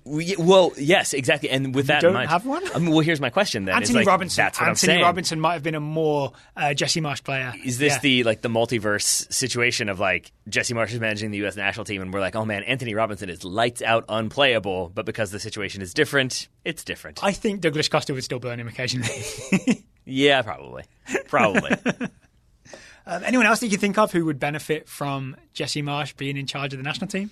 Last call for this. I don't like. Do you think Fabian Johnson is a player that we've talked about that maybe does he come in and play because he can play wide, he can score goals, he can be an attacking defender if need be? I don't know. I don't know. Yeah, I mean, I think it's, as I said, I think it's similar names right now, but I think long term we see other names get phased out faster, and younger names probably get brought in more quickly because there's also the history of Red Bull of bringing through academy players. So I think he probably kind of honors that tradition a little bit too at the national team level. So be younger, faster, more productive. Yes. The guy that I keep thinking of, and I have to stop my brain going there because it happened pre-Berhalter, pre what would have been the Jesse Marsch timeline in the Marshiverse, is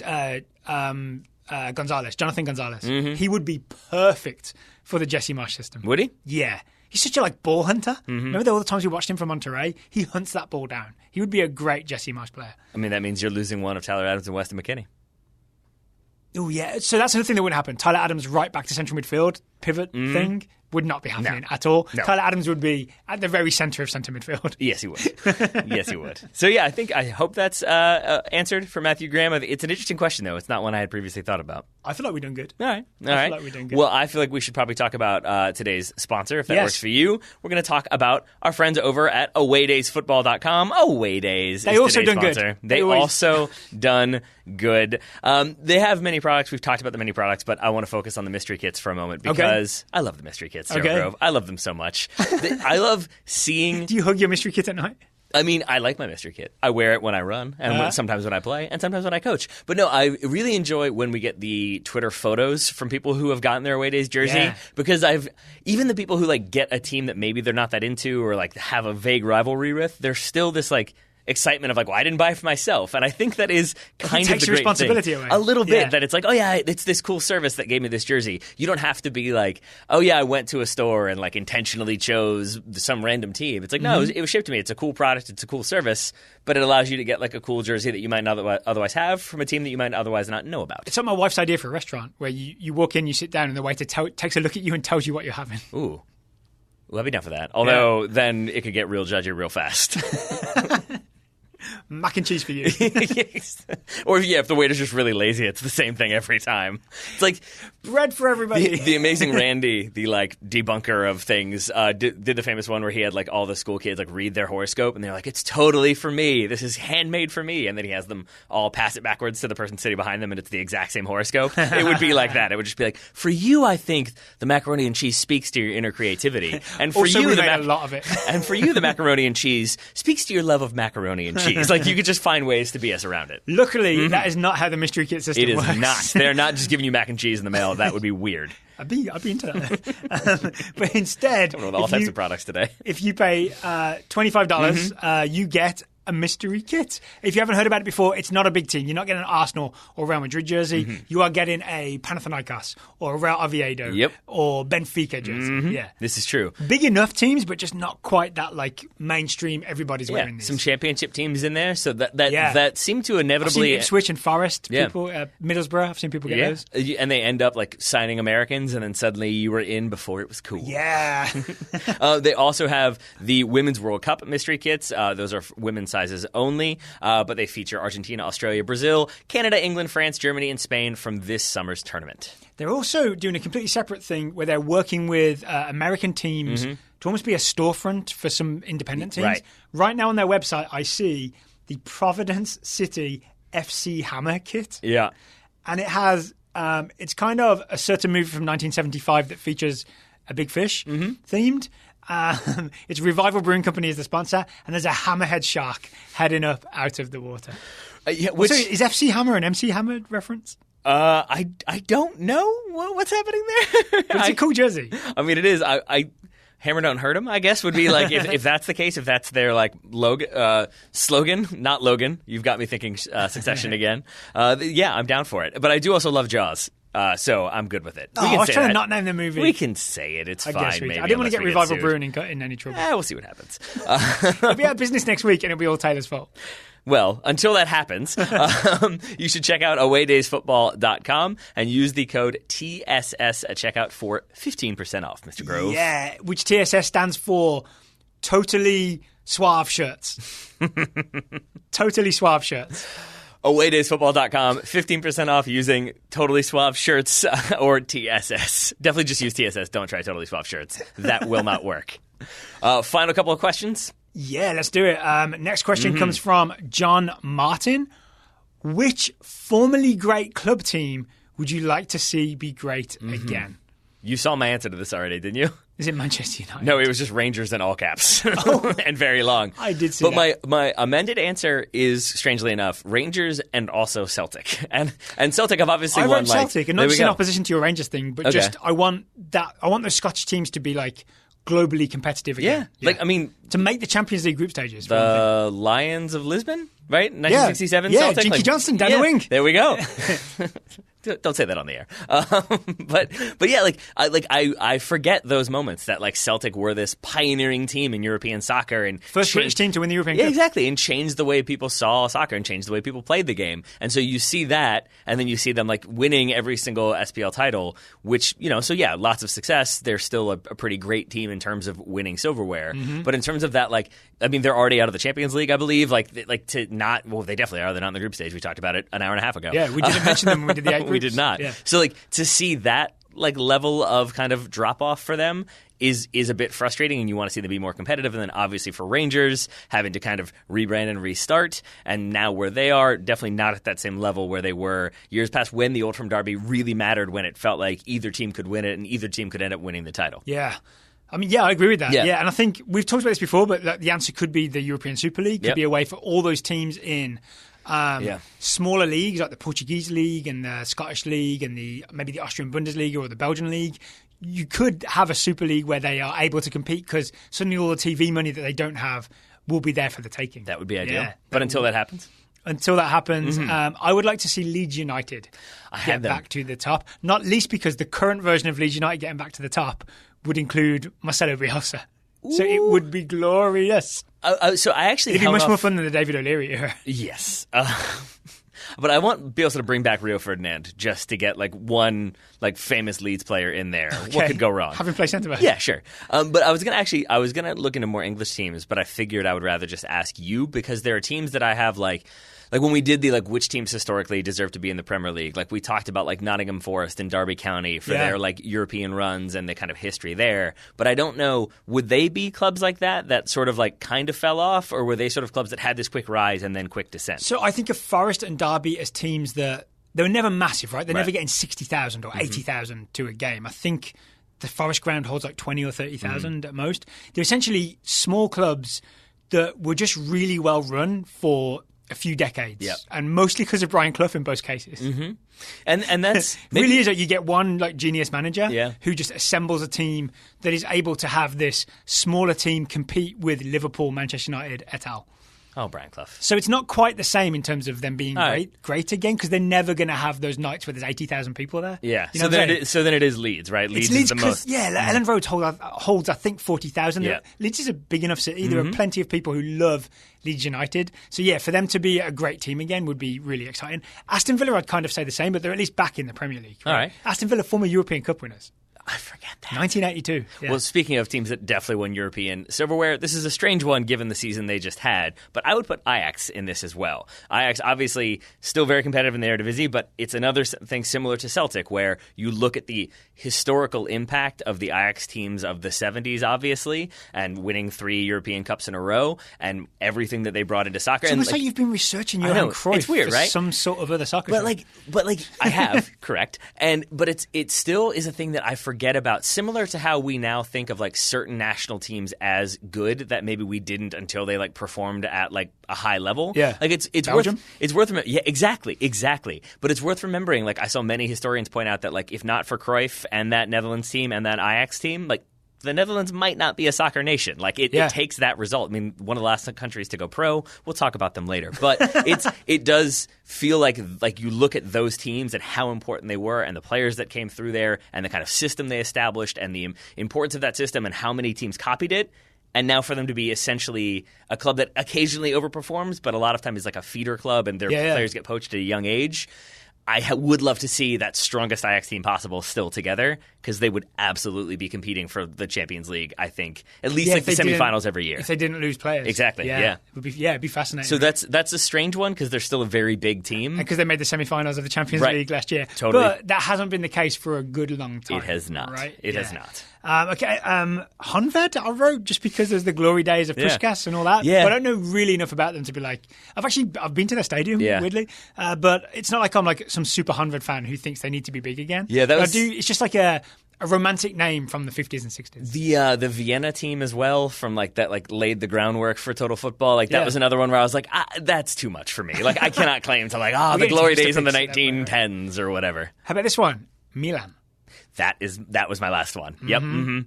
Because similar thing where like still in Serie A, still like occasionally getting European spots, still have big name players, but definitely not that Milan team of even the Milan club, I should say, of years past where it was terrifying, a terrifying proposition to play them. So 80s terrifying, 90s terrifying, the Arrigo Sacchi era.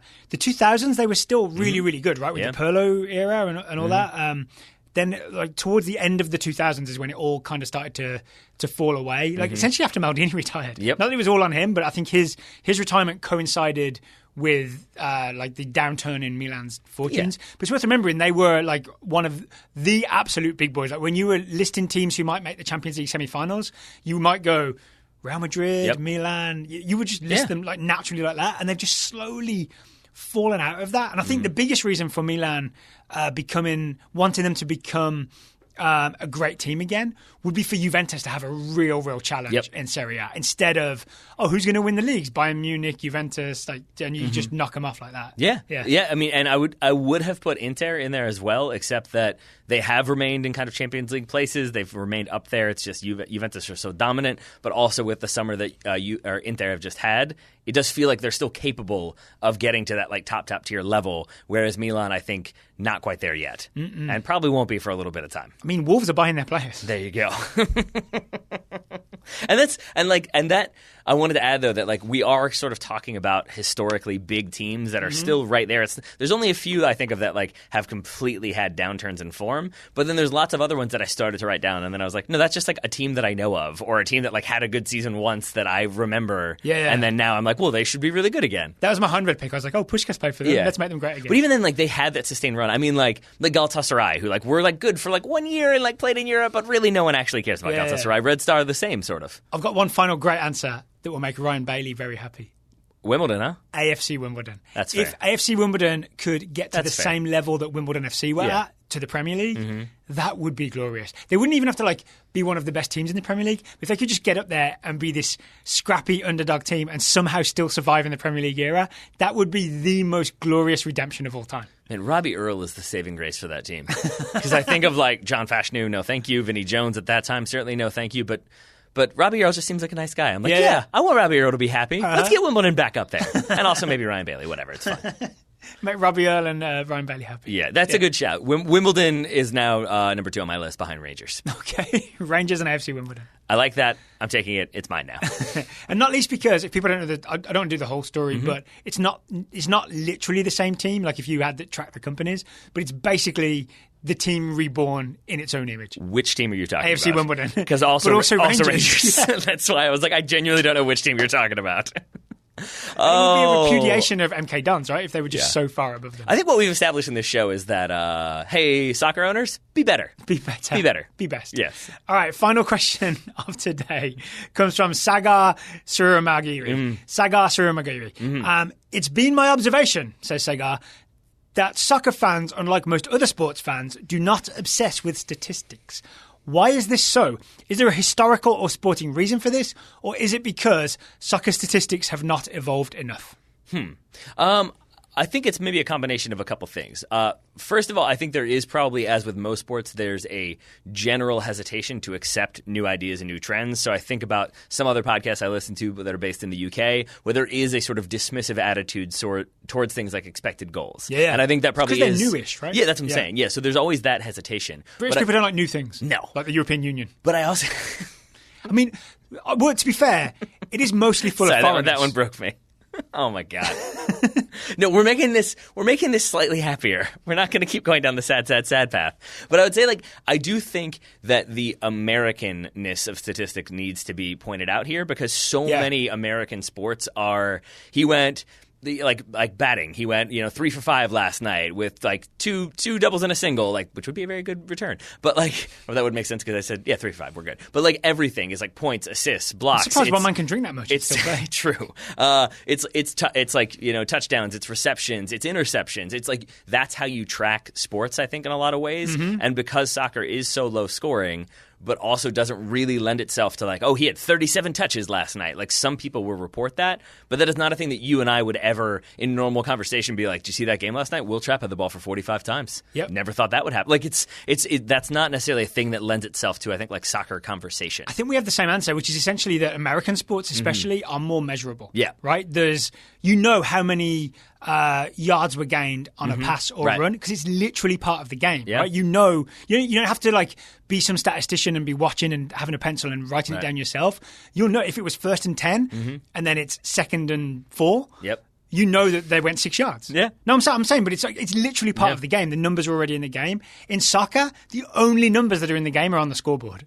That's literally the only stat that is like easily trackable. Yeah. Everything else is nebulous, ebb and flow. Who knows what's happening? Right. And then with that, I think the ebb and flow is very important there, because you also don't have the stoppages, obviously. So usually when do you get stats? Halftime, full-time. Like that's when you get that reported. Aside from that, maybe you'll get some in-game commentary. Maybe you'll get some graphics up on the screen. But generally speaking, you don't have the kind of hard reset using the stats that you would with coming out of commercial. Cam Newton's got the ball now. He's had a rough first half. We'll see how he picks up the second half. Throwing 2 interceptions or whatever. He's averaged this many yards. Yeah, exactly. It's a per reception? Yeah. Is Cam Newton a receiver? Quarterback. But maybe sometimes he throws to himself. You never know. He just throws it up in the air and catches it. I think Allen Iverson did that once in a game, supposedly. That's probably a made-up story. But so you don't have that reset, and so I think also because of that, you don't have the person saying, this is how many times Andrea Pirlo had the ball in this half. And so what ends up being the case, I think, is commentators kind of use the eye test of like, oh, he gave the ball away a lot. They wouldn't say, 18 of 30 in terms of like ball retention. They'd just be like, yeah, he's had a rough night, hasn't retained the ball very well. And historically, that's been it, right? But in the last decade plus, companies have started, like intense companies like Opta, which I think is the dominant sports stats company, have started tracking all kinds of statistics across soccer. Right. And then broadcasters have access to it. Clubs have access to it. Journalists have access to it if you want to pay the Opta fee, right? And you can also have access through sites that sublicense it, like whoscored.com, right? And they have started essentially creating statistical categories that don't actually exist in the game, really. Right. But Opta has created them and then tracked them, right? And I'm thinking of things like I made a quick list, right? Pass completion, interceptions, recoveries, dribble success rate, aerial duels won and lost, expected goals. Like these things aren't actually real, as in they're not part of the game in the same as the 1st and 10 becomes 2nd and 4. But they're created and then they're tracked. Which is interesting, right? It's almost Opta have created a system, but now we also accept that as the reality that, Kante had 4 interceptions in this game. Can I say a couple things to that? Because I don't disagree with anything you said, but I think there's some things in there that I find really interesting. That like you're right that they're like Opta have stats that you can track now, but I also get frustrated because I think in baseball, if it's a hit, it's a hit. Everybody counts that as a hit. Whereas, I mean, how many times have you been like, oh, this team had 56% possession? And I'm like, well, this site says 59%. Like, soccer's hard to track, right? And so that again is sort of like. That's where I think there's a little bit of hesitation with stats is like if you get it wrong or you get it from a different source, it can be different. And different places use different metrics. Yeah. That's part of it, right? Because like say dribble success rate, you might think, all right, he's gone past him, but he ran it out of bounds. Like, did he go past the player successfully or not? And one company might say yes, one company might say no, and those two stats are very different. And then there's always things that are similar, like tackles, interceptions, ball recoveries. Yeah. Like one's a straight up like 1v1 tackle. One's you intercept a pass that was intended somewhere else, and then a ball recovery is like a loose ball that you pick up. That's the one that's so and it's a judgment call over which is which, right? Because especially interceptions and ball recoveries could go either way depending on what literally the person sitting at the Opta computer decides to notate. And this is where I think like maybe this won't make sense. Maybe I'm totally wrong. Totally could be. But I feel like a lot of times like statistics in American sports are the story. It's like this quarterback did this guy had a triple-double. Like that's the story. Whereas I feel like a lot of time with soccer, stats are used to kind of like support the story. That it's like this guy who actually hasn't scored that many goals has been really, really good. Here is his ball retention statistic. And that's how you can sort of back up that argument. Less so than cherry-pick statistics. Exactly. You're never going to have a headline of like blank midfielder leads the league in retention. It's like, what? Okay, great. Moving on. Is it fair to say that American sports statistics are more trustworthy because you can have things like Jerry Rice had this many yards and receptions. And if those numbers are big, which, I mean, I'm not a big NFL guy, but I know Jerry Rice's numbers were big. There's just no arguing that he was a really good receiver. Yes, right? Exactly. But whereas you could say Cameron Carter-Vickers' pass completion rate was 98%. Right. But you don't know where he was passing it. Was it sideways, backwards, forwards? Yeah. So I think stats can be more misleading in soccer because you can cherry pick versus, apart from goals, even like goals scored maybe is like the one stat that probably people used, but then you still don't know how those goals were scored or what. It could be all penalties. It could be. And the other thing that you said there that I think is worth noting here is when you talk about like how stats are used, I think that's a really astute point in that I think Why, thank you. The way managers use stats to actually inform what their team is doing is, I think, different than the way we write about stats and maybe the way like people in the media, pundits, fans, whatever, understand stats. That I think there is probably more of a like certain stats are probably pretty guarded and are very much like, okay, you're doing it like we're using this to show how we want the team to play in a certain way, but it's not necessarily like, oh, we had this many shots and that's what we want. Yeah. And so I think this thing like heart rate and stuff that they would have as someone's stats that they wouldn't share publicly because it's a little bit like personal information. Right. And so that's where I think like that's the other reason why maybe stats don't get the credit that they're probably due is because I think managers almost like don't want to have to talk about that because it's like you can, it's codified. You know for sure now, like they're not doing this or they are performing this way. But I think also they don't want to give away how they're utilizing stats because I think in a game where there's 11 players on the field, playing 11 players on the field, you want any advantage you can get. Yeah. And so I think clubs, teams, managers are a little bit hesitant to give out too much information for fear of the other team having too much information. So to sum up, is it fair to say the answer to Sagar's question is that soccer stats or advanced soccer stats beyond the scoreline and how many goals someone scored in a season are relatively new? Yes. So essentially people don't trust them as much because they're a new thing? Yes. I think so. Yeah? I think so. Yeah, because there's also the – I don't need to go further depth. I was going to say, like, there's more stuff, but it's basically the gist is, like, they're new and new things are always, like people are resistant to change and new ideas, but then also in a field where statistics – haven't always been like the primary thing for them to start being more of a primary thing. I think that in of itself is a change, and then the way those statistics are being kept is changing, so it's a double change, and that makes it double scary. Here's a tougher question. Do you expect it to change in the future? I don't know. 20 years' time, do you think like there'll be some stat that is like gold standard that's kind of like Jerry Rice's receiving yards? Yeah, probably. Would a winger have something equivalent? Well, like I think about it, like it's tough, right? This doesn't quite answer your question, but it's the best way I can explain it. Then why are you even going to say it? Because it's how I can understand it. Is that like I think tracking distance covered is a thing that like scientifically happened in our lifetime. Like I think you could probably really, if you want to get out a ruler and do some scale conversions and then try to do that, you probably could have. But like that is a number we did not used to have that now we have for like every Champions League game. We know. And then we know that Bradley covered the most ground at the 2014 World Cup. Exactly. Yeah. We know these things, and then people get mad about it and claim it's not true. But like I think so. That's where I think it probably goes. Is that sort of data is probably less so like this type of shot yields this type of goal or anything like that. Like I think expected goals makes sense for the most part. Yeah. Like it's a good idea. It's not perfect, but it's a really good idea that is mostly implemented really well. But you can also see the room for improvement. Right. And so I think like where I go with the distance thing is like I wouldn't be surprised if we get more live in-game stats about like where the ball has been possessed and who has been on the ball the most. But in what position to indicate their attacking tendencies. Like I think it'll be more trying to help build a narrative for the game or to help people understand the narrative of the game.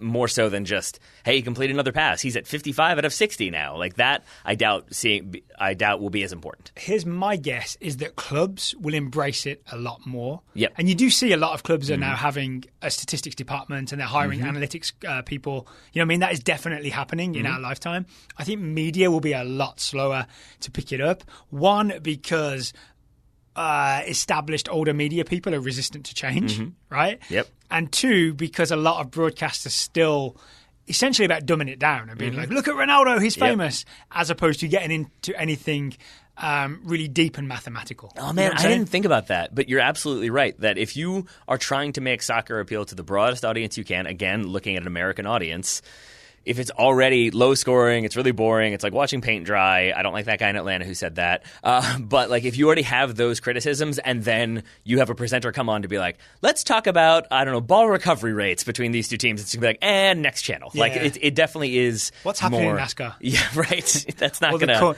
The US Cornhole Championship. I mean, well, that's just good television. Yeah. I mean, you can't go wrong with the Ocho. I mean, you definitely can't just go to a bar in any place, in any city in the country and watch that exact same thing happen. Maybe not at the same level. It's basketball. Cornhole is basketball. Brilliant. I feel like, by the way, someone's going to play that back like years from now when cornhole has taken over the whole world and is the number one sport. I'm going to be in that montage of like soccer's never going to make it in this country. Like cornhole will never make it in this country. That's who I am now, and I'm okay with that. You're that guy, yeah. Mm-hmm. Well, I mean, but that is it, because you protect soccer. You're not interested in something new coming in. Exactly. That is sort of how the media people are. You take your statistics and you keep them. It's kind of a Moneyball thing, right? Yeah. Yeah. All right, so I think we answered Sagar's question. Mm-hmm. We answered many questions. It's been an hour and a half. Mm-hmm. So we should wrap it up by saying, if you have questions for us, send them to totalsoccershow.com/questions. If you subscribe to the show at totalsoccershow.com/join. You should do that. If you subscribe at $10 a month or more, we will answer at least one question per month, or we'll try our very best to answer one of your questions per month on the Total Soccer Show. As long as it's good. As long as it's good. Well, yeah, I mean, honestly, if it's crazy, like, if it was like, what's the best way to get rid of Michael Bradley, we just wouldn't answer that question, right? Because you're obviously coming from a biased perspective, and it's got a mean element to it. And we've never actually had that question, by the way. No. And as I think we have established in the past, if it's 7 pages long and it ends in thoughts, ? Not a question. Not a question.